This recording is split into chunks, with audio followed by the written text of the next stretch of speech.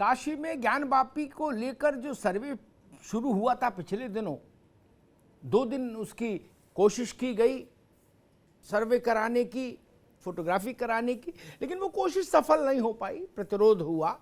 और जो वहाँ इंतज़ामिया कमेटी है, अंजुमन इंतज़ामिया कमेटी जो मस्जिद की देखभाल करती है, उसके लोगों ने सर्वे करने वाले कोर्ट द्वारा नियुक्त लोगों को अंदर ही नहीं जाने दिया और मामला फिर अदालत में आ गया था। उन दोनों दिनों इसी समय इसी मंच पर बहस के दौरान मैंने कहा था कि ज्ञानवापी में सर्वे पर आपत्ति नहीं करनी चाहिए, फोटोग्राफी पर आपत्ति नहीं करना चाहिए। दुनिया भर के धार्मिक स्थानों के चित्र, चलचित्र सब इंटरनेट पर उपलब्ध हैं, इसमें किसी का कोई नुकसान नहीं, अदालत की मर्यादा भी रह जाएगी। लेकिन वैसा नहीं हुआ, नाना प्रकार के तर्क दिए गए। कहा गया कि जी अदालत ने तो ये नहीं बताया कि जी अंदर भी जाना है, किसी ने कहा कि अदालत ने ये नहीं बताया कि फोटोग्राफी भी होगी, और तमाम तरीके की चीज़ें। किसी ने कहा कि जी जो कोर्ट द्वारा नियुक्त कमिश्नर है वो उंगली से दीवार पर खुरेद रहा है, उससे मस्जिद की सुरक्षा को खतरा है। इन सब हास्यास्पद तर्कों के चलते क्या हुआ, अब अदालत ने आज जो निर्णय दिया वो बिल्कुल आईने की तरह साफ है, आईने की तरह। उसमें कहीं कोई भ्रम की गुंजाइश नहीं, कहीं कोई संदेह का वातावरण पैदा करने की गुंजाइश नहीं। अदालत ने क्या कहा, 17 मई से पहले सर्वे हो जाए, सर्वे पूरा होगा, फोटोग्राफी के साथ होगा, वीडियोग्राफी के साथ होगा। ताला खोलना पड़े तो खोलिए, तोड़ना पड़े तो तोड़िए। सोचिए शब्द कितने कठोर हैं अदालत के, तोड़ना पड़े तो तोड़िए ताला, लेकिन चप्पे चप्पे का सर्वे करके लाइए।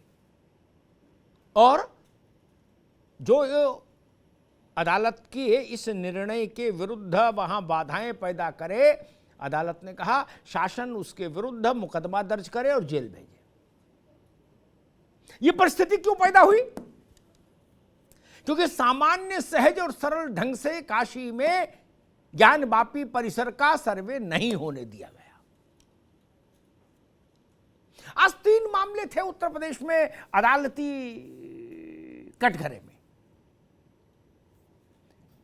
एक ईदगाह मस्जिद और श्री कृष्ण जन्मभूमि का जो विवाद है वो था इलाहाबाद हाई कोर्ट में।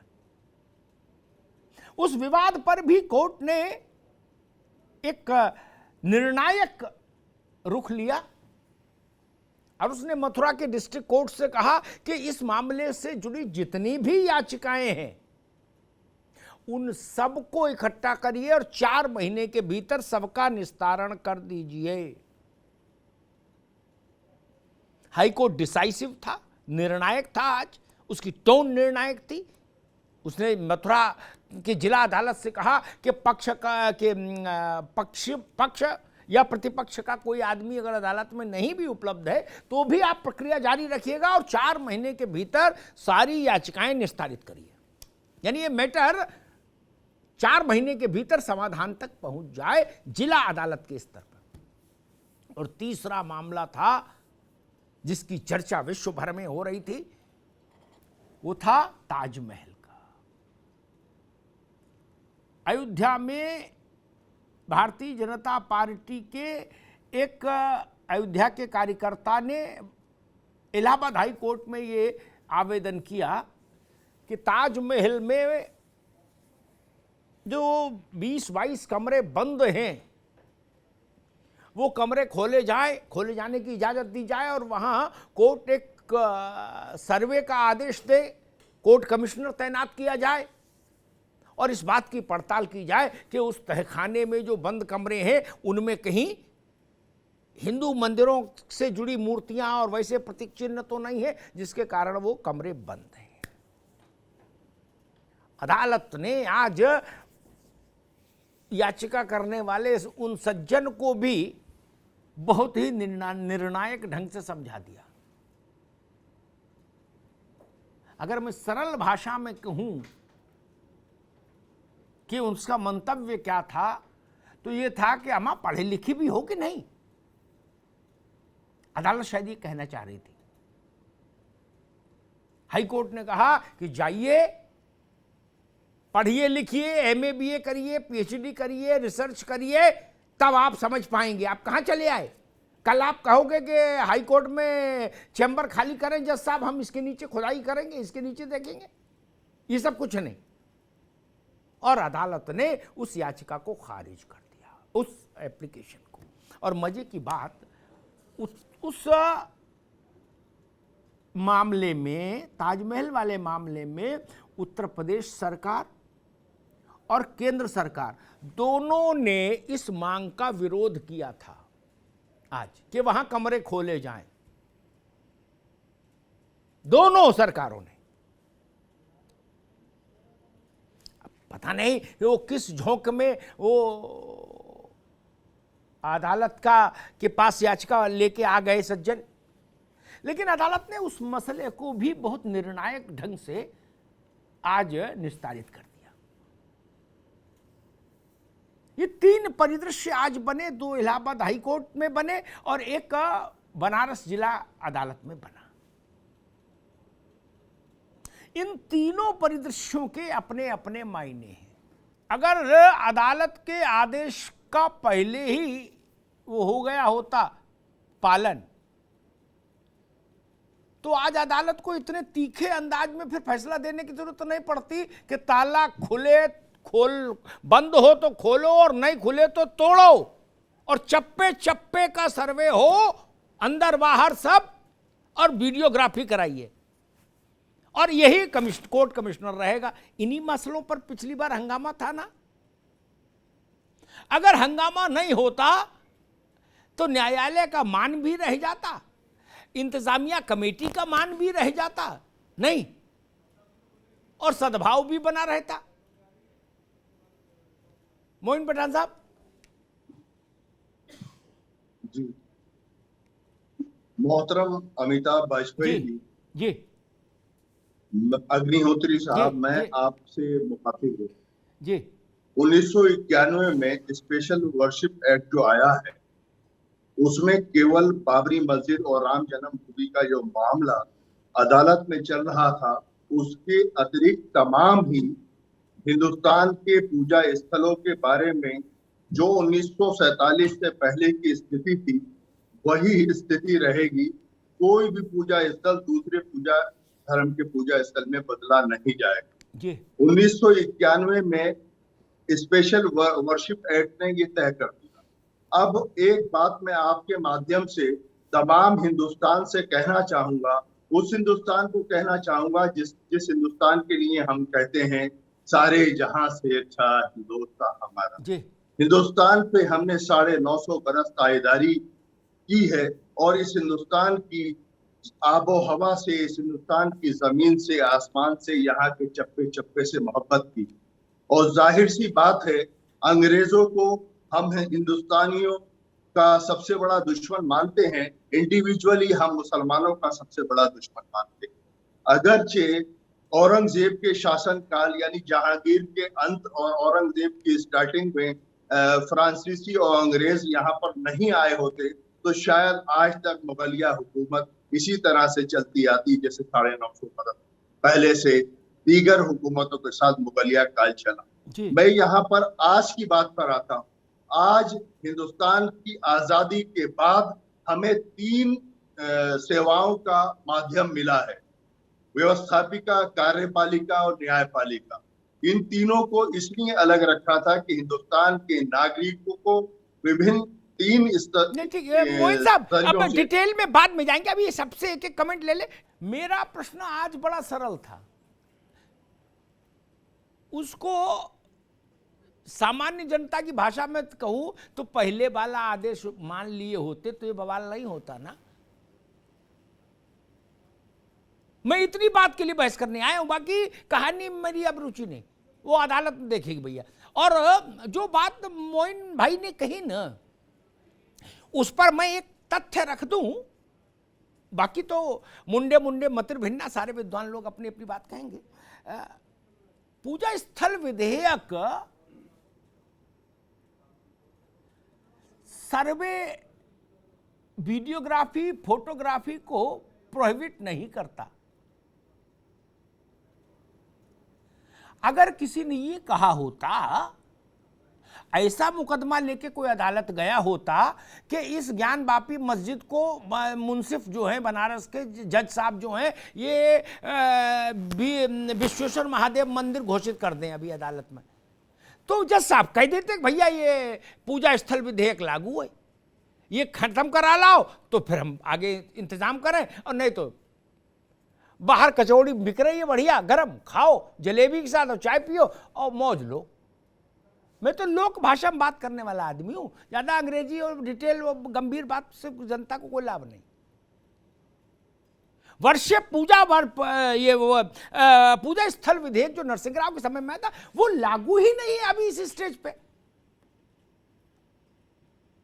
और पूजा स्थल विधेयक का जितना शोर है ना मोइन भाई, इस शोर की आवाज थोड़ी कम होनी चाहिए। राज्य की बात बता रहा हूं, आपके हक की बात बता रहा हूं। जितना इसका हंगामा होगा तब दूसरे पक्ष के लोग कहेंगे ताजमहल पे तो पूजा स्थल विधेयक लागू नहीं, कुतुब मीनार में लागू नहीं, आओ जी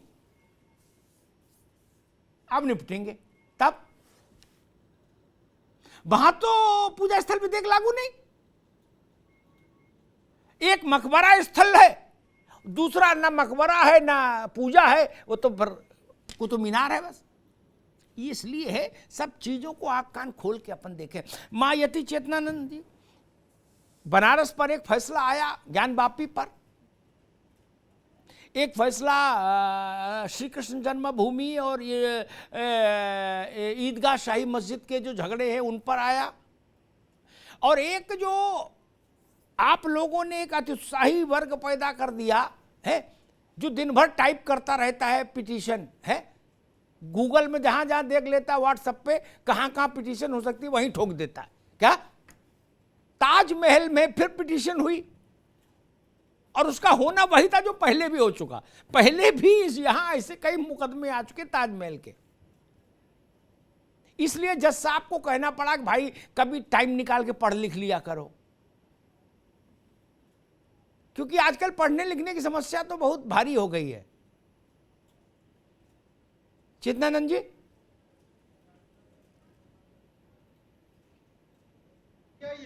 जी जी जी जी अमिताभ जी, देखिए बहुत स्पष्ट सी बात है। न्यायालय में एक बात किया, न्यायालय ने उसमें सर्वे का आदेश किया, पहले दिन ही सर्वे हो जाना चाहिए था, लेकिन वो नहीं हुआ, और जिसके बाद न्यायालय का आज रुख बहुत कड़ा था। मुझे लगता है कि सत्य को आंच नहीं होनी चाहिए और सर्वे से हमें नहीं डरना चाहिए। जो भी सत्य होगा, मस्जिद है तो मस्जिद है और मंदिर है तो मंदिर है, इसमें विवाद की स्थिति को खत्म करना चाहिए। और वो हमेशा के लिए, फिर एक बार न्यायालय की मोहर किसी भी बात पर लग जाती है तो वो सबको स्वीकार्य होता है, क्योंकि वो मैंडेटरी है, उसको आप ना चाहते हुए भी आपको मानना होता है। तो वो किसी भी पक्ष में फैसला आए, वो एक लंबी प्रक्रिया है, अभी तो बहुत इनिशियल स्टेज थी मुकदमे की, उसमें सर्वे हो जाने दिया जाता सरलता से, इतना बखेड़ा खड़ा करने की कोई आवश्यकता नहीं थी। लेकिन अब जो भी है, जो न्यायालय ने आगे आदेश दिया है उसका अनुपालन कराना शासन व्यवस्था की जिम्मेदारी है। अब जो आप लोगों ने एक उत्साही वर्ग भारत में पैदा किया है, जिसको कहा कि बेटा सुबह नहा मुंह हाथ धो के बैठो और तुरंत पिटीशन टाइप करना शुरू कर दो, गूगल में फोटो देखो, जहां जो मिले उसी खिलाफ पिटीशन ठोक दो, है बाद में होगा देखा जाएगा। कम ताजमहल वाले मामले से कुछ अब ऐसा सबक आप लोग सब लोग भी लेंगे नहीं, कि लाल किला हो, ताजमहल हो, कुतुब मीनार हो, कोई हो, बोले जी यहाँ मुकदमा ठोको। अब जज कह रहे कि भाई आप पढ़ो लिखो, व्हाट्सएप से चलाओगे क्या अदालत? मोहम्मद के हवाले से मैं कहीं पढ़ रहा था, उन्होंने कहा, वो आगरा में भी सुपरिंटेंडिंग ऑफिसर रहे थे पुरातत्व के, उन्होंने कहा कि ताजमहल के जिन कमरों का जिक्र हो रहा है वो कमरे पुरातत्व विभाग के लिए हम हमेशा खुल जाते हैं। ऐसा नहीं कि वो 15-20 किलो का ताला लगा दिया, जो चाबी औरंगजेब ले गया, ऐसा भी नहीं। बोले जनता के लिए नहीं खुले हैं, तो उन्होंने कहा कि जनता के लिए खुलने भी क्यों चाहिए। ये सच भी याद रखना चाहिए। मैं वही कह रहा हूं कि सुबह उठे, नहाए धोए भी नहीं, मुंह भी नहीं धोया, पूरा आंखें मली और पिटीशन टाइप। ये भी नहीं करो भारत में, और भी गम है जमाने में मोहब्बत के सिवा। अभिषेक वाजपेयी जी, ज्ञानवापी राष्ट्रव्यापी मुद्दा बनेगा, ऐसा मेरी ही राजनीतिक समझ कहती है। मैंने इसी स्टेज पर अयोध्या को देखा, खड़ामा ठुमक चलता रामचंद्र बाजत पैजनिया। क्या 1950 में फैजाबाद की डिस्ट्रिक्ट कोर्ट ने सर्वे का आदेश दिया था और अयोध्या में, और उसके नक्शा बनाने का। काखागा वही है, ज्ञान तक पहुंचने की बात अलग। वाजपेयी जी, आपको, आपकी पार्टी को क्या लग रहा है कि ये मुद्दा आगे जाएगा और राजनीतिक पटल पर एक बड़ा आकार लेगा? देखिए अमिताभ जी, हम सबसे पहले सभी क्योंकि अदालत का सम्मान करते हैं, यहाँ पे बैठे हुए सभी लोग सम्मान करते हैं, और पूरे देश की, प्रदेश की और देश की जनता को भी सम्मान करना चाहिए, हमेशा करना चाहिए। लेकिन आपने देखा कि पहले भी एक नहीं कई बार हुआ कि हमारे शीर्ष नेतृत्व में जो जज बैठे हुए हैं, वहाँ पे उन्होंने प्रश्न चिन्ह सरकार के ऊपर हमेशा उठाए हुए हैं। चाहे वो पूर्व में जज साहब ने बोला हो कि अब यहाँ पे लोगों को आज़ादी नहीं है अपने निर्णय देने के लिए, आपने पूर्व में भी देखा सुप्रीम कोर्ट के जज ने कहा। और दूसरी तरफ आज भी आपने देखा कि जब राजद्रोह की बात आई थी तब भी उसमें प्रश्न चिन्ह उठाया गया था कि जब कानून चेंज करने के लिए बात कही, लेकिन उन्होंने उस चीज को कहा। सबसे बड़ी चीज ये कि आज हम इस प्रदेश और देश को ले कहां जाना चाहते हैं? सिर्फ क्या ज्ञानव्यापी और हिंदू मुस्लिम इन्हीं सब चीजों पे ले जाना चाहते हैं? बाकी मुद्दे क्या खत्म हो गए? या फिर हम ये मान के चले कि जैसा कि अभी आपने कहा कि इसको पूरे देश में बहुत बड़ा एजेंडा लेकर के चलेंगे, जैसे अयोध्या मंदिर को लेकर के चले, क्या बाकी मुद्दे क्या खत्म हो गए हैं? क्या हमें जनता की बिल्कुल भी परवाह नहीं है? हिंदू मुस्लिम की ही परवाह रह गई है? अभिषेक भाई, एक अगर आप इजाजत दें तो एक 30 सेकंड का इंटरवेंशन कर दूं। जैसे आपके, जैसे मोइन पठान साहब की मोहब्बत में मैंने कहा, वैसे आपकी मोहब्बत में, आपकी पार्टी के प्यार में एक बात कह दूं, है इस तेवर से पार्टी को, आपकी बात नहीं, पार्टी को कुछ हासिल नहीं होगा। हमने अयोध्या के समय भी, नेतृत्व तब दूसरा था, पुरानी पीढ़ी थी, यही तेवर देखे कि और मुद्दे नहीं है देश में, है चापाकल में पानी नहीं आ रहा, ये कह रहे अयोध्या है, बकरी खेत खा गई, ये कह रहे अयोध्या। क्या हुआ? अयोध्या ही देश का सबसे बड़ा एजेंडा रहा 1 दशक। सरकारें ध्वस्तीभूत हो गई, बह गई बाढ़ में। इसलिए थोड़ा हमारे अनुभव पे भी भरोसा कर लो महाराज। नहीं, आप उसी बात को ही बोल रहे हैं। मैं मेरे अनुभव पे भरोसा करिए। ये कहिए काशी मथुरा और अयोध्या ताजमहल और कुतुब मीनार नहीं है, वो चकल्लस के विषय है। ताजमहल कुतुब मीनार, काशी मथुरा अयोध्या चकल्लस के विषय नहीं। मैं सिर्फ ये कह रहा हूं अभिषेक जी। नहीं अमिताभ जी, मैंने इसीलिए आपकी बात को बिल्कुल सम्मानजनक, मैंने उस बात को मानता हूं, लेकिन हमें इस बात को भी समझना चाहिए, क्या सिर्फ हम हमेशा, जैसे भारतीय जनता पार्टी ने एक धर्म के नाम पे पेटेंट करा के बैठे हुए हैं कि हम हिंदू धर्म लेकर के चलेंगे, हम दूसरे धर्मों को नहीं देखेंगे, लेकिन क्या उन सब धर्मों के बच्चों को, लोगों को नौकरी मिल रही है कि नहीं मिल रही है? माँ बहनों की अस्मत जो तार हो रही है, चाहे वो किसी भी पार्टी के लोग हो या किसी भी पार्टी के लोगों से जुड़े हुए व्यक्ति हो, वो मान सम्मान तार कर रहे हैं, उनके ऊपर कार्रवाई कब होगी? हम जो महंगाई से निजात कब पाएंगे? लोग आज 2 वक्त की रोटी नहीं खा पा रहे, इन सब चीजों को हम कब देखेंगे? बीजेपी अयोध्या में तब आई जब अयोध्या देश भर का मुद्दा बन गया था, बीजेपी ने बनाया नहीं था। तब पालमपुर में उसने उसको अपने अधिवेशन में राष्ट्र राजनीतिक प्रस्ताव में शामिल किया। मैं उस अधिवेशन को कवर कर रहा था एक पत्रकार के नाते। ठीक, ज्ञान वापी में बीजेपी, अभी कौशलकांत कहेंगे हमसे कि हमसे क्या लेना देना भाई, हमें मुकदमा लड़ रहा है, नहीं ना। जब ज्ञान वापी राष्ट्रव्यापी हो जाएगा तो बीजेपी उसको मुद्दे को थर्मस में, फ्लास्क में डाल के देखेगी कि इसकी तासीर क्या है, और तासीर ठीक है तो बीजेपी मैदान में। यही समझने में अयोध्या के समय भारत के बाकी दल चूक गए। कांग्रेस वगैरह के नेता कहा करते थे नहीं चलेगा, नहीं चलेगा, नहीं अग्निहोत्री जी है कहा। लेकिन हमको भी भारत के मन की समझ है थोड़ी सी। खैर कौशलकांत जी, भाई विपक्ष का मूल स्वर यही होता है जब भी काशी मथुरा या अयोध्या की बात हो। अयोध्या तो खैर अब उस विवाद से बाहर है कि भूख, भय, अशिक्षा, सड़क, बिजली, पानी, अपराध, ये सब मुद्दे छोड़ के काशी की बात क्यों हो रही है, मथुरा की बात क्यों हो रही है, और विपक्ष कहता है कि बीजेपी ही उन सब के पीछे खड़ी होती है कि हाँ भाई वीर तुम बढ़े चलो, धीर तुम बढ़े चलो। कौशलकांत जी। तो मैं आपकी सारी बातों से सहमत होता हूं जी, लेकिन जो आपने ये कहा कि बीजेपी काशी विश्वनाथ के मुद्दे को भांपेगी, जांचेगी, तब आएगी, मैं आपको बता देता हूं जी, कि भारतीय जनता पार्टी हिंदुत्व का कोई भी मुद्दा हो वो उसका मुद्दा है जी, जो राष्ट्रीयता, नेशनलिज्म का कोई मुद्दा हो वो उसका मुद्दा है।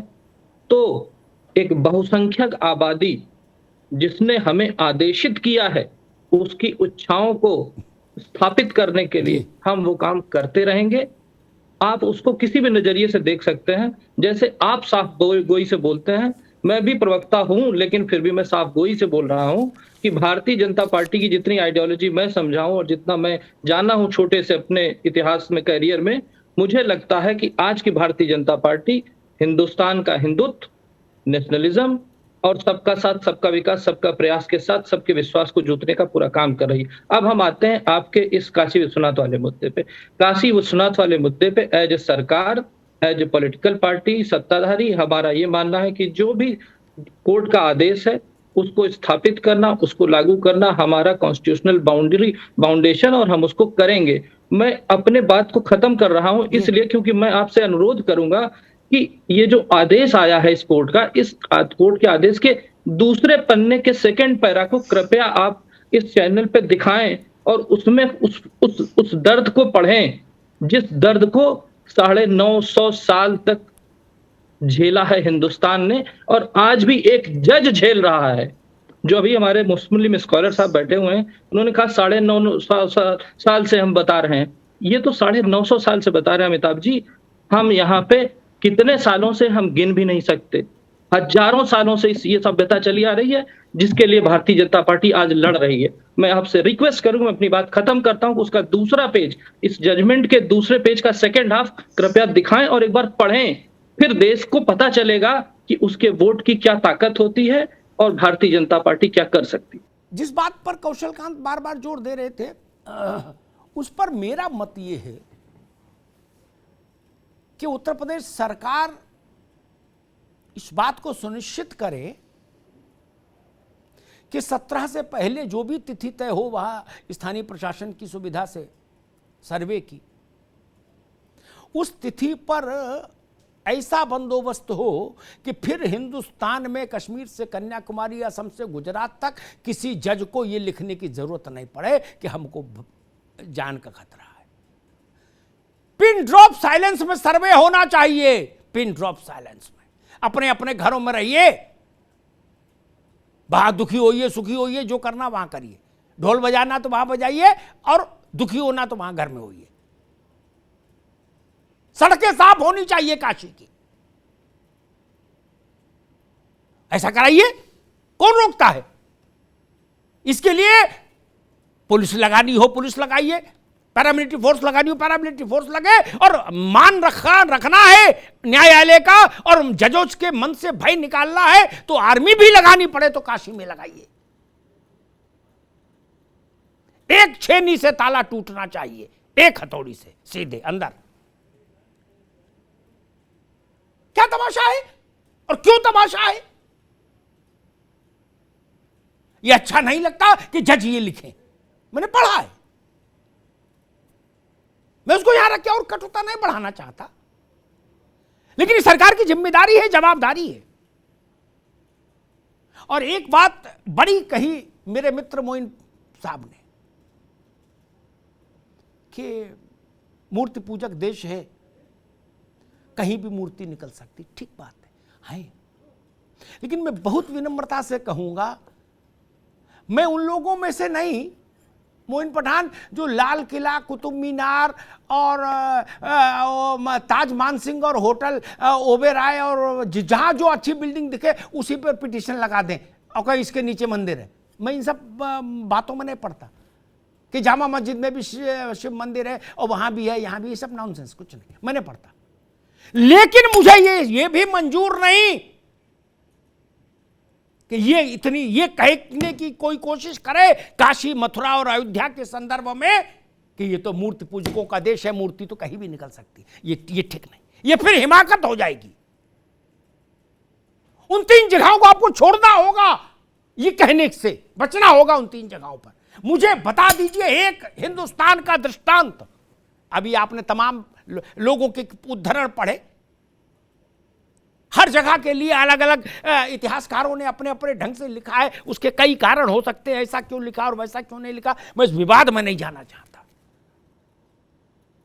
लेकिन किसी ने ऐसा कहा क्या? शिव पुराण में कहा गया कि शिव ने कहा कि बाकी सब जगह जो है सो है, लेकिन काशी मेरी देह है। क्या ऐसा कहीं दूसरे स्थान के लिए किसी ने क्लेम किया? रामलाल, श्यामलाल, किसी ने कहीं किताब में, भाषण में बोला हो तो ले आइए। किसी ने बोला कि राम अयोध्या में नहीं पैदा हुए, गंज डुंडवारा में पैदा हुए? किसी ने बोला? कभी बोला? ना बाबर के समय कोई बोला, ना अकबर के समय किसी ने कहा डर के मारे कि राम दूसरी जगह पैदा हुए थे। बोले बवाल काटो यार, दूसरी जगह शिफ्ट कर दो इनको। औरंगजेब के समय भी नहीं, और बहादुर शाह जफर के समय में भी नहीं, और मुगलों, अंग्रेजों के समय में भी नहीं, और अपने शासन में भी नहीं। 500 साल लड़ाई लड़ी, कई लाख लोग मारे गए, कई लाख। लेकिन भारत ने ये घोषणा नहीं बदली कि अयोध्या के अलावा कोई जगह मंजूर, उस स्थान के अलावा कोई दूसरी जगह मंजूर नहीं की। अयोध्या तो छोड़िए, कृष्ण का जन्म किसी ने दूसरी जगह बताया क्या? बहुत विनम्रता से कह रहा हूं, आक्रोश में नहीं। किसी ने बताया क्या कि चलो थोड़ा फर्रुखाबाद तक शिफ्ट कर लेते हैं? बोले ना जब फर्रुखाबाद दूर हो जाएगा, फिरोजाबाद कर लो, ना हमारी ना तुम्हारी, चलो। तब तक अभिषेक भाई आ गए, बोले समाजवादी पार्टी की बेल्ट है भाई साहब, एक काम करो, शिकोहाबाद ने फिरोजाबाद करा दो, इसी मोहर लगा दो। ऐसा तो नहीं कहा किसी ने, कि कहा उस स्थान के अलावा कहीं नहीं माना, वहीं सिर पटका, वहीं प्राण दे दिया हजारों साल से लोगों ने। उनका कुछ तो एहतराम करो, उन चीजों का। आप काशी को किसी के घर में निकलने वाली मूर्ति के बराबर रख देंगे क्या? नहीं मित्र, ये ठीक नहीं। मैं बार बार कहता हूं, इन तीनों जगहों को उतना ही एहतराम दीजिए जितनी आपके मन में मक्का और मदीना के लिए जगह है,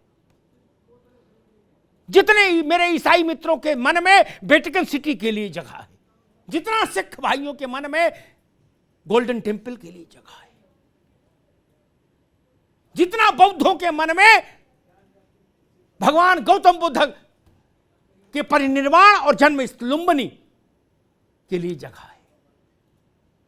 इससे 1 इंच कम हिंदुस्तान को मंजूर नहीं होगा। और जो इसके ये कहेगा कि इसमें दाएं बाएं कर लो, वो राजा खत्म हो गया, वो बादशाह मिट गए, वो पार्टियां ध्वस्तीभूत हो गई लोकतंत्र जब आया। हिंदुस्तान ने ये नहीं माना। क्या आप सोचते हो कि भाजपा मान लेती किसी कारण से कि चलो आगे पीछे कर लो, सुल्तानपुर में राम को का बना देंगे, तुम भाजपा रहती, भाजपा भी खत्म हो जाती कांग्रेस की तरह। ये जान लीजिए। क्या रामकृष्ण और शिव भाजपा की कृपा पर है? नहीं, उनके आशीष से भाजपा फल फूल गई हो, ये तो हो सकता है। भाजपा के आशीष से वो फलेंगे फूलेंगे, इतना हो जाता विवाद ही नहीं होता। मोइन भाई, अगर आप थोड़ा माइन्यूटली देखो, लाल किले पर कोई खड़ा होता है? नहीं। कुछ चकलसी लोगों को छोड़ दीजिए, कोई समझदार आदमी लाल किले के पक्ष में खड़ा होता है कि नहीं कि लाल कोट है? नहीं। वो कहते लाल कोट नहीं, काला कोट पहनो यार, ये लाल किले पर झंझट मत करो। व्हाट्सएप पे तो चल ही रहा है सब। कुतुब मीनार में भी 10-20-50 लोग गए थे हनुमान चालीसा पढ़ने, हालांकि उनको चालीसा याद नहीं थी पूरी, ये भी और शर्मनाक था। क्या वो भी देख के पढ़ रहे थे, वो भी याद नहीं थी, ऐसी नाक कटा रहे सब जगह जाके। लेकिन हम लोग नहीं खड़े हुए, कोई ताजमहल पर कोई नहीं खड़ा हुआ। लेकिन काशी, मथुरा और अयोध्या के बारे में ये मत कहिए कि मूर्तियां कहीं भी निकल सकती मित्र। हाँ, कोई भी चीज बदल सकती है, राजधानियां बदल सकती हैं, लेकिन जन्म का स्थान नहीं बदल सकता।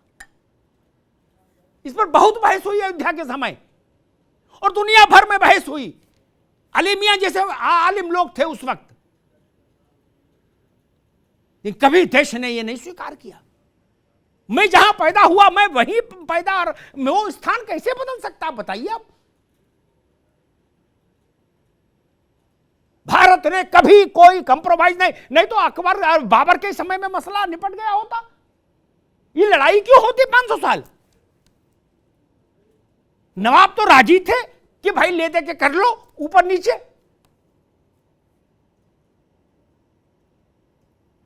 और जो बात आपने कही टोडरमल वाली, वो उतनी ठीक है, लेकिन टोडरमल से पहले 4 बार काशी विश्वेश्वर महादेव का मंदिर टूटा। क्यों? विश्वेश्वर महादेव ने आपका क्या बिगाड़ा था उन लोगों का? फारस से चल के आदमी आया और तोड़ के चला गया, क्या बिगाड़ा था? और जो विग्रह निकले उनको आपने पायदान पर चिपकवा दिया ताकि लोग आए जाएं। और ये बात भी ठीक नहीं कि तब आपको रिवोल्ट कर देना चाहिए था, फिर मुगल कैसे रहे? रिवोल्ट हुए हैं मित्र, मैं उनकी उसमें जाना नहीं चाहता, मन खराब हो जाता है, मेरे आंखों से आंसू आ जाएंगे, हृदय भर जाएगा। एक छोटी सा संकेत देता हूं, काशी में एक बार संघर्ष हुआ था विश्वेश्वर महादेव को लेकर। अभिषेक बाबू सुन लीजिएगा, अभी जो काशी विश्वनाथ मंदिर है जहां है, ये रानी अहिल्या ने बनाया है? विश्वेश्वर महादेव वही हैं अभी, और मूल से वही थे विश्वेश्वर महादेव। एक बार युद्ध हुआ, संघर्ष हो गया काशी में, शिव के भक्त और औरंगजेब के समर्थकों में कहूंगा मैं पूरे मजहब को नहीं भी लाऊं। हजारों लोग मारे गए। ज्ञान बापी, ज्ञान का कुआं, बापी, व्यापी नहीं है, लोग गलत कहते हैं, बापी है शब्द।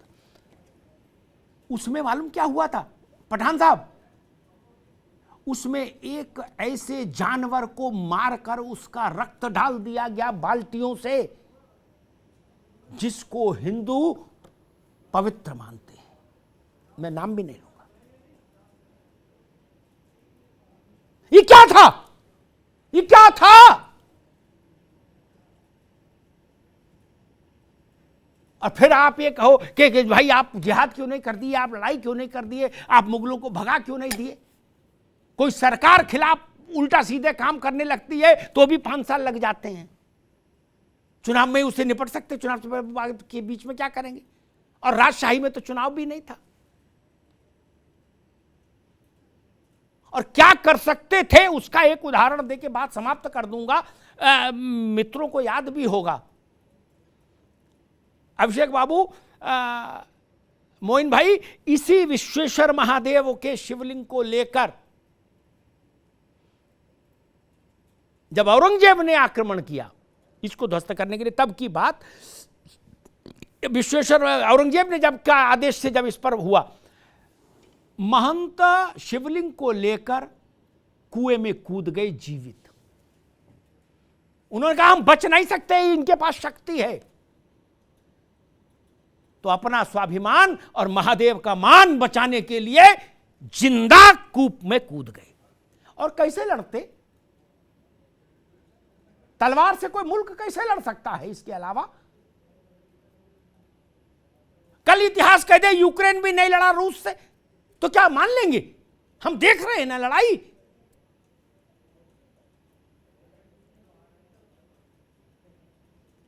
और जो बातें जाकिर हुसैन साहब ने कही थी जामा मस्जिद की सीढ़ी पर खड़े होकर, मोइन साहब आप पढ़ने लिखने वाले आदमी हैं, जब मसला था कि भाई सारे मुसलमान जाएंगे पाकिस्तान, तो जिस बात जामा मस्जिद की सीढ़ियों पर खड़ी होकर डॉक्टर जाकिर हुसैन ने कही थी, उस भाषण को सुनना चाहिए दोबारा। वो भाव रहता तो संघर्ष नहीं होता। मैंने अपनी बात ही इस बात से शुरू की थी कि अगर सर्वे हो जाता तो क्या आसमान फट रहा था, राजी खुशी रहते। ये सर्वे नहीं हुआ, तब ये आदेश देने पड़े, ये परिस्थितियां बनी। और एक बात तो सबको ध्यान रखनी होगी, खासतौर पर राजनीतिक दलों को। अब लोकतंत्र से सरकार चुनी जाती है, इसलिए उस व्यवस्था में जो लोग खिलाड़ी हैं यानी जो दल हैं, उनको भारत के मन का लिहाज करना होगा। जब राजतंत्र था तो नहीं किया तो नहीं किया, लेकिन लोकतंत्र में तो भारत के मन के साथ चलना होगा। 155 करोड़ लोगों का जो मन है वही जनादेश है, वही मैंडेट है, हमारे लिए भी, आपके लिए भी, धर्माचार्यों के लिए भी, सबके लिए।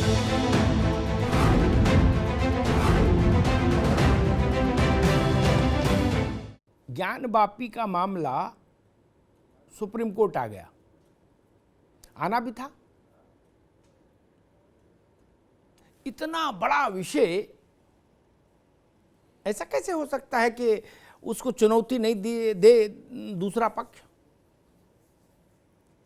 मामला अब सुप्रीम अदालत के आंगन में। दूसरी तरफ बड़ी चर्चा है देश भर में,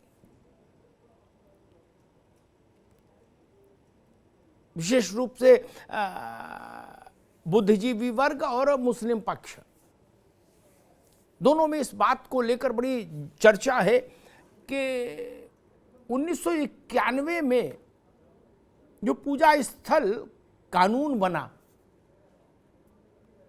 वो कानून इस बात की अनुमति नहीं देता कि ज्ञान वापी हो, मध्य प्रदेश में भोजशाला हो, मथुरा में शाही ईदगाह मस्जिद हो, कृष्ण जन्मभूमि परिसर पर, इन सब मामलों को उठाने की अनुमति ही उस कानून के चलते नहीं मिलती। इसकी बड़ी चर्चा है और अलग अलग ढंग के तर्क भी दिए जा रहे हैं। तो सवाल उठता है कि क्या इस कानून को बदले जाने की दिशा में मोदी सरकार जाएगी? अन्यथा अगर ज्ञान वापी में और मथुरा में सर्वे हुआ और सर्वे में कुछ ऐसी स्थितियां निकलकर सामने आईं जो ये बताएं कि यहां पूर्व में हिंदू धार्मिक इमारतें थीं जिनको तोड़कर ये बनाई गई मस्जिदें, तो वो संग्रहालय में रखने के लिए तो सर्वे रिपोर्ट नहीं होगी, स्वाभाविक उस पर एक उद्वेलन हो जाएगा देश भर में। तो क्या एक जो लॉजिकल प्रोसेस है, तार्किक प्रक्रिया है इस सारे घटनाक्रम की, क्या वो ये नहीं है कि इस कानून के बारे में सरकार निर्णय ले, संसद निर्णय ले, या कुछ ऐसा है कि ये कानून बना भी रहे और जनमानस का चिंतन और साक्ष्य इन सबके को भी एक रास्ता मिल जाए? ये बड़ा सवाल है। भारत का मन और सर्वे में भविष्य में आने वाले साक्ष्य, इन दोनों को एक साथ रखकर देखें और फिर इसी कानून में क्या कोई ऐसी गली है जो रास्ता देती है? यह भी परखने की बात है, इसकी भी पड़ताल आज करेंगे। नाना प्रकार के भाषण भी शुरू हो गए हैं। ओबीसी साहब ने कहा कि बाबरी मस्जिद हमने गंवा दी, अब ज्ञान वापी पर धोखा नहीं खाएंगे, और भी कई मुस्लिम धर्मगुरुओं ने इसी ढंग की बात कही है। स्थिति है क्या ग्राउंड पर? कल ज्ञान वापी में सर्वे होना है और मथुरा में भी अदालत ने सर्वे कराने संबंधी प्रार्थना पत्र रख लिया, उस प्रार्थना पत्र को खारिज नहीं किया। तो आज नहीं तो कल वहां भी सर्वे हो सकता है कृष्ण जन्मभूमि के मसले पर। अब इतना ठीक है कि सुप्रीम कोर्ट ने आज ज्ञान वापी पर चूंकि कोई स्टे नहीं किया सर्वे की प्रक्रिया पर, उसने कहा पहले हम कागज पत्र देखेंगे, फाइल देखेंगे, तब कहीं कुछ बात इस पर आगे बढ़ेगी। ऑफ हैंड तत्काल कोई रोक जैसा आदेश नहीं दे सकते। तो अब बड़ा सवाल खड़ा होता है कि पूजा स्थल कानून 1991 उसका क्या होगा, और अगर उसका कुछ नहीं होगा तो क्या उसके जस की तस बने रहते हुए भी ज्ञान वापी की मुक्ति संभव है? ये बड़ा सवाल। मैं पहले धर्मदत्त जी महाराज से बात शुरू करूंगा। धर्मदत्त जी महाराज, कल से वह ज्ञान वापी में सर्वे की प्रक्रिया शुरू हो जाएगी, क्या स्थिति आपको वहां दिख रही है?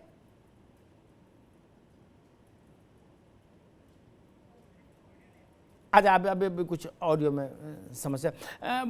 वसीम गाजी साहब, दो तरह के तर्क हैं। एक तर्क ये है कि कहा जा रहा है कि भाई 1941 का जो 1991 का जो कानून है जिसको ओबीसी एडवोकेसी जिसकी कर रहे हैं, वो इस बात पर को रोकता है कि चाहे ज्ञान वापी हो और चाहे मथुरा हो, इस ढंग का कोई मुद्दा अब नहीं खड़ा किया जा सकता। ये उस संसद के कानून की अवहेलना एक पक्ष ये कह रहा। दूसरा कह रहा है कि भाई अभी तो सर्वे हो रहा है, सर्वे में हाय तौबा क्यों। लेकिन एक सवाल और भी खड़ा होता है कि जब सर्वे में कुछ चीजें आएंगी निकल के तो वो लाइब्रेरी में रखने के लिए तो होंगी नहीं। जी बिल्कुल सही कह रहे हैं आप। आपको क्या तस्वीर दिखाई दे रही है? देखिए, मैंने आपके कई प्रोग्रामों में कई बार एक बात कही कि भाई जितने भी हमारे विवादित मुद्दे हैं जी, 90% आबादी इस मुल्क में हमारे हिंदू भाइयों की है।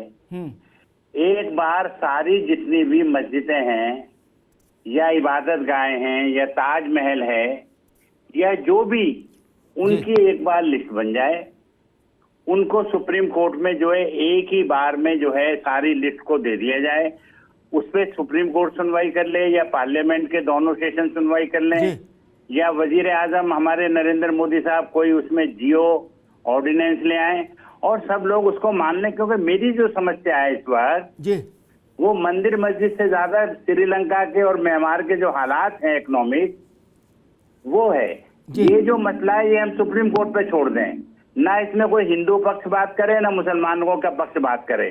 और वाकई में अगर जितनी भी मस्जिदें मंदिरों को गिरा के बनाई गई हैं, चाहे वो 1991 का कानून हो, उसमें भी मॉडिफिकेशन लाया जा सकता है। मेरा मतलब ये है कि हिंदुस्तान में एक बार मंदिर मस्जिद की ये जंग खत्म हो जाए, हम सब मिलके एक खुशहाल भारत बनाएं। धर्मदत्त जी महाराज, हाँ जी, कल से सर्वे शुरू है ज्ञानवापी का एक।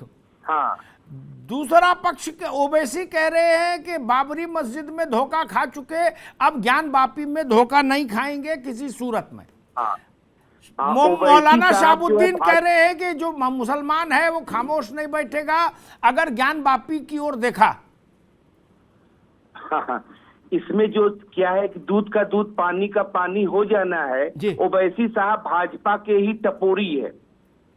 हाँ हाँ, वो जो ज्ञानवापी मस्जिद बता रहे हैं उसके नीचे का खाना जो है उसमें हजारों शिवलिंग पड़े हुए हैं, क्योंकि वहां पर ज्ञानवापी परिसर में पहले जो हुआ करते थे व्यास परिवार हुआ करता था, उसी के पास चाबी था, मगर बाद में सरकार ने चाबी ले लिया और फिर उसमें केस उनके ऊपर केस किया गया। जी हाँ, केस चल रहा था, उसी बीच में दौरान उनका शरीर पूरा हो गया। फिर उनके दामाद जो विद्युत विभाग में सर्विस करते रहे वो मुकदमा लड़ते रहे। जी अब तो व्यास परिवार को ही वहां से पूरा परिसर से हटा दिया गया, गायब कर दिया गया योगी मोदी सरकार के द्वारा। अब इन लोगों के द्वारा अपने टपोरी ओवैसी को खड़ा किया जा रहा है। इस मामले को हिंदू मुसलमान करके ये सियासत खेला जा रहा है, ये गलत बात है, इसका हम पर लोग प्रतिकार करते हैं। जी नहीं तो हाँ आप जी। क्या चाहते हो कि सर्वे नहीं हो, क्या चाहते हो? नहीं, हम हाँ। चाहते हैं कि सर्वे हो जी। और दोनों पक्ष के लोग रहे और भी तमाम लोग जो जिम्मेदार लोग हैं वो रहे और वहां न्याय हो। यहाँ तो केवल हिंदू मुस्लिम करा करके सत्ता छीनने मुसलमानों का ठेकेदार कोई बन गया, हिंदुओं का कोई बन जाएगा, नहीं, महाराज- फिर वहां पर धर्मदत्त जी एक जो बात वसीम गाजी साहब कह रहे थे वही बात आप कह रहे हो। मैं इतने लंबे अरसे से इस ऐसी घटनाओं को कवर करता रहा, ये बातें सुनने कहने में बड़ी अच्छी है, ठीक है ना, लेकिन जमीन पर ये बातें असर नहीं रखती महाराज, इस बात को समझ लो। नहीं, मैं ठीक, सुनिए, मैं अरे रुको बनारस एक का मिनट ही महाराज, हूँ। एक मिनट रुको, हाँ। एक मिनट रुको। सर्वे की 2 कोशिशें हुई, 2 दिन, 2000 हाँ। आदमी सड़क पर कहां से आ गया मुर्दाबाद करने के लिए? रहना तो हाँ, मिलजुल के हाँ। चाहिए था सबको, हाँ हाँ, कैसे आ गया था काशी में? क्या? अरे भाई, सर्वे कराने जब टीम गई थी वहां तो हाँ। किसी को सर्वे पर क्या ऐतराज? 2000 आदमी वहां के ज्ञानवापी मस्जिद परिसर को घेर के मुर्दाबाद करने क्यों, कहां से आ गया? सबको प्रेम से नहीं रहना चाहिए था जो आप कह रहे हो? ये सब कोई चाल है सरकार की, क्योंकि जब वहां मंदिर तोड़े जा रहे थे तो एक भी हिंदू नहीं सड़क पर आए। वहां हजारों मंदिर तोड़ दिए गए, हाँ, हाँ। तब तो कोई नहीं आया। हमारे पौराणिक मंदिरों को तोड़ दिया गया, जी उसका कोई प्रतिकार नहीं किया। आपने किया था महाराज जी, आप निकले थे? बिल्कुल किया था, हम लोगों ने प्रतिकार किया था। जी हमारे पूरा, आप सोशल मीडिया पर हमारे प्रोफाइल पर ठीक है। ट्विटर पर जाकर देखिए। ठीक है महाराज। अब जो मूल में है वो कानून है 1991 का, पहले उसका मामला सेट करना होगा कि वो क्या कहता है, वो रहे नहीं रहे, उसमें संशोधन हो, क्या हो। क्या आपको लगता है अब उस कानून पर लड़ाई आके टिकेगी, फोकस वहां होगा? आशीष जी? बिल्कुल अमिताभ जी, अभी सबकी बातें सुन रहा था और आपकी बातों में आप ही के सवाल का जवाब भी है जी कि आपने कहा कि भाई सर्वे हो रहा है, सर्वे से किसी को परेशानी नहीं होनी चाहिए, लेकिन आपने ये भी कहा कि ये सर्वे किया किस लिए जा रहा है, उसे लाइब्रेरी में तो रखा नहीं जाएगा, हाँ, ठीक उसका बात। इस्तेमाल जो है, उसके जो साक्ष्य आएंगे कहीं ना कहीं किया जाएगा। बिल्कुल। हाँ। तो जैसे अभी हम लोग देख रहे हैं कि कंट्रोवर्सी उठ रही है, अभी इस मंदिर को लेकर के है, आगे किसी और मस्जिद को लेकर है, ऐसी अनगिनत हैं। मैं समझता हूं इसी चीज की दूरंदेशी को देख करके ये कानून बनाया गया था कि जिससे एक सद्भाव बना रहे, क्योंकि चाहे कोई छोटा सा मस्जिद हो, कोई छोटी सी मंदिर हो या सड़क पे कहीं कोई मजार हो, किसी को भी हटाने की बात होगी तो कहीं ना कहीं विवाद उत्पन्न होगा। आर के मिश्रा जी? क्या ज्ञान वापी का सर्वे पूजा स्थल कानून 1991 का उल्लंघन है? एक। और दूसरा मसला ये मेरा सवाल, सुप्रीम कोर्ट ने केंद्र सरकार को नोटिस किया इस कानून पर। कोर्ट ने कहा कि हमारे पास एक याचिका है जो ये कहती है कि ये कानून डिस्क्रिमिनेटरी है, ये भारत के बहुसंख्यक समाज के साथ अन्याय कर रहा है और तमाम तर्क हैं। सरकार को इस पर क्या कहना है? ये सारे कंट्रोवर्सी जो है ना, ये जो निचली अदालत ने जिस तरह से आदेश दिए हैं, ये सर्वे को अगर उसी तरह से या उसी चीज को ध्यान में रखते हुए अगर देखा जाए तो निश्चित तौर पर 1991 अधिनियम को संशोधित करने की जरूरत है। और जहां तक सुप्रीम कोर्ट ने इसके अंदर में नोटिस भी दिया हुआ है और निश्चित है सरकार इसके ऊपर में बिल्कुल गंभीर होकर के सोचेगी। लेकिन जहां तक बात है जो कि अगर देखेंगे जो पिछले इतिहास जिस तरह से है, ठीक है हम लोग हिंदू मुस्लिम सद्भाव बना करके रखें, सब कुछ करें, लेकिन कहने का मतलब ये है जो कि एक शायद घटना 1928 में जब ये अंग्रेजों के सामने में भी आया था, ये ज्ञानवापी मस्जिद वाला मामला 1928 में, शायद मैं गलत नहीं हूं तो 1928 में भी आया था ये मसला।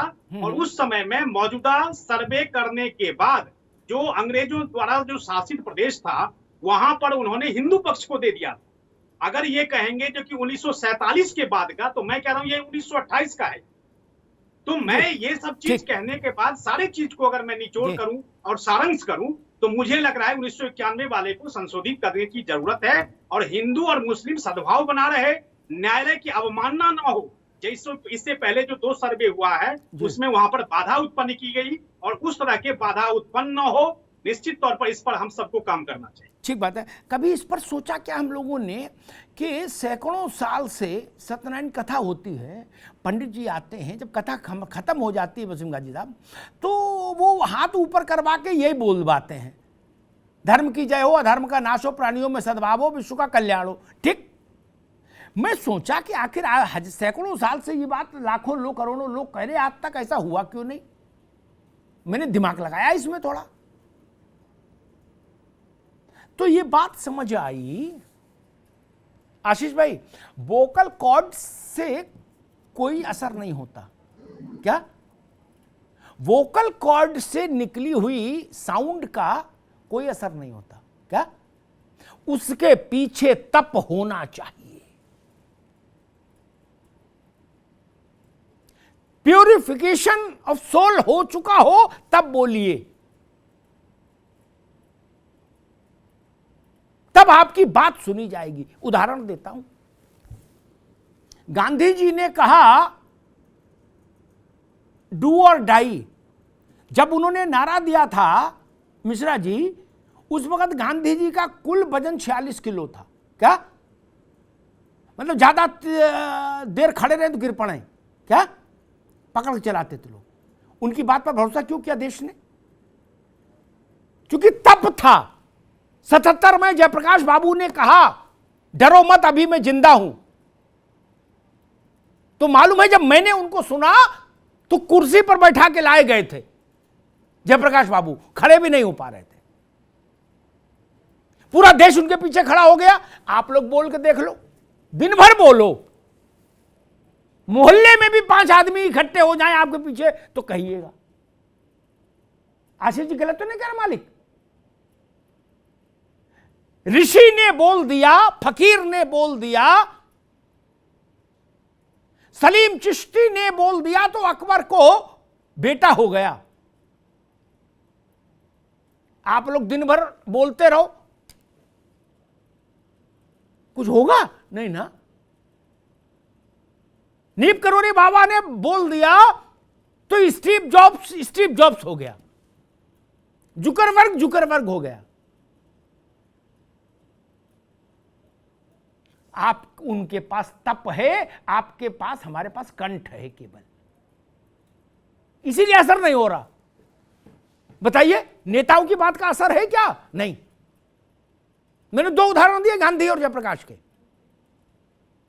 आप लोग आह्वान करके देख लो, पार्टी कार्यकर्ता के अलावा कोई नहीं आएगा, और कार्यकर्ता भी इस लालच में आएगा कि टिकट मिलेगी। करके देख लीजिए ना, जिन जिन को गलत फहमी हो करके देख लो। अब वही धर्मगुरु करके देख लो सब लोग। आस्था स्थान में है, व्यक्ति में नहीं। भारत की अब आस्था स्थानों में है, व्यक्ति वो रहे नहीं जिनमें आस्था रहे। इसलिए वैष्णो देवी में कोई व्यक्ति नहीं है, कोई चेहरा नहीं है, ह्यूमन फेस नहीं है गाजी साहब। फिर भी भारत के सबसे ज्यादा तीर्थयात्रियों वाला स्थान बना हुआ है वो। वहां तो कोई है ही नहीं, कोई बाबा महंत संत तो बैठते नहीं वहां। स्थान की है, क्योंकि व्यक्तियों के पास तप नहीं रहा। इसलिए धर्म की जय हो, अधर्म का नाश हो, प्राणियों में सद्भाव हो, ये सुनने में अच्छा लगता है। तुलसीदास जी ने कहा था, जहां से महाराज हैं उसी बनारस में बैठ के उन्होंने लिखा था कि पर उपदेश कुशल बहु तेरे, जे आचरहि सो नर न घनेरे। आचरण का मसला है, आचरण का। ओवैसी के पास भीड़ जुट जाएगी, वसीम गाजी के पास नहीं जुट रही। कुछ तो बदलाव आया है ना, कुछ तो बदलाव आया है ना। ये बदलाव समझना होगा। और मैं फिर कहता हूं कि आग सुलग रही हो, उसके ऊपर कंबल डालने की कोशिश मत करिए, उससे कुछ हासिल नहीं होगा। भारत में कंबल डालने की मानसिकता रही है गाजी साहब। अभी बवाल काटो यार, बंद करो। क्या उससे क्या आग बुझ जाएगी? नहीं ना। जो सवाल खड़े हो गए, उन सवालों को समाधान चाहिए। मीठी मीठी बातों से बात नहीं बनती। उन सवालों को समाधान चाहिए, उत्तर चाहिए। सवाल खड़े नहीं होते, बात अलग थी, अलहदा थी। और हम लोग शायद वो ताप महसूस नहीं कर सकते। काशी और मथुरा के इस तरह के धार्मिक स्थान दुनिया में और किसी धर्म के होते और वो इस परिस्थिति में होते, तो मैं कह नहीं सकता दुनिया का नक्शा क्या होता। आशीष बाबू, उस हैसियत के धार्मिक स्थान तो गिने चुने हैं। वेटिकन सिटी है, काबा है, मक्का है, यही है दो चार ना। और फिर हम ये कहें कि नहीं नहीं यार देखो, सब लोग ये देखो, गरीब जो बुनियादी मुद्दे हैं उनसे लड़ो, कहां जाकर बड़े हो। ठीक है ये भी ठीक, ये भी ठीक, ये भी बन जाए, वो भी ठीक, वो भी बन जाए। ऐसे नहीं चलता। ये शुतुरमुर्ग वाली वृत्ति ठीक नहीं है। इससे तो लड़ना होगा दोस्त। इसीलिए मैंने अयोध्या का उदाहरण दिया। अयोध्या में 500 वर्ष संघर्ष चला, शासकों के विरुद्ध संघर्ष हुआ, उजाड़ हो गई थी अयोध्या, लेकिन लोगों ने संघर्ष किया। और आपको क्या लगता है, जो लोग इस गलतफहमी में हैं कि भाजपा में इतना करंट था कि भाजपा ने पूरे देश में जंज्वार पैदा कर दिया, उनको भी देश की समझ नहीं। भाजपा में वो समझ थी कि वो देश के मुद्दे के साथ खड़ी हो गई, इसलिए जंज्वार में शामिल हो गई। भाजपा ने उसके बाद बहुत सारी यात्राएं निकाली। आशीष बाबू, जंज्वार तो पैदा नहीं हुआ। स्वराज यात्रा और कौन कौन सी यात्रा, एकता यात्रा और सब निकाली। क्यों? आपकी पार्टी को यही सीखना है क्या? जिधर सिरहाना उधर पैताना कर लेते हो, बाद में कहते हो अरे तो कोई रिजल्ट ही नहीं आया। पानी बरसता बाल्टी उल्टी कर देते हो। और यही बात महाराज जी को भी समझनी होगी। अगर देश कहीं खड़ा हो रहा है तो मानिए कि वो चीज पीपल्स विल है, लोगों की इच्छा है। गाजी साहब, उससे आप दाएं बाएं नहीं भाग सकते शुतुरमुर्गी ढंग से। मैंने इसीलिए उदाहरण राम आंदोलन, उसका अयोध्या आंदोलन का दिया है। क्या उससे बड़ा कोई तूफान हुआ था क्या? भारत ने तो उससे बड़ा सांस्कृतिक आंदोलन देखा ही नहीं कोई। और भाजपा उसमें शामिल हुई थी 89 में, जब सब कुछ बन गया था, ज्वार बन गया था।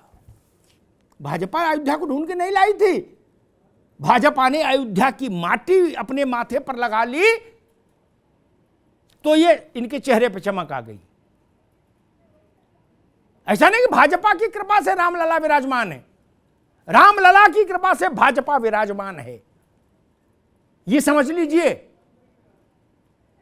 बाकी तो गाल बजाना है महाराज। कोई समाज बहुसंख्यक वर्ग के साथ ऐसा व्यवहार करके शांत रहे और बुनियादी मसलों पर दिमाग लगा ले, ऐसा दुनिया में कोई उदाहरण नहीं। कुछ मसले शरीर के हैं, कुछ मसले मन के हैं। शरीर के मसलों भी हल होने चाहिए, लेकिन मन के मसले भी हल होने चाहिए।